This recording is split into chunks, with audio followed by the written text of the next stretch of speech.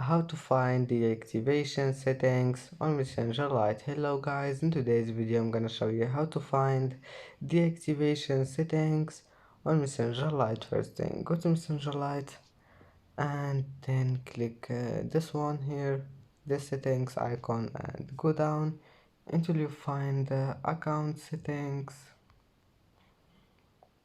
and now click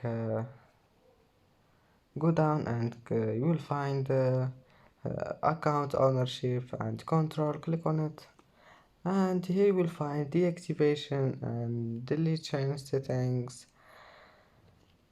and you can just manage anything you want. And that's it for today's video. If you like this video, please don't forget like and don't forget subscribe, and thank you for watching this video until the end. See you in the next video.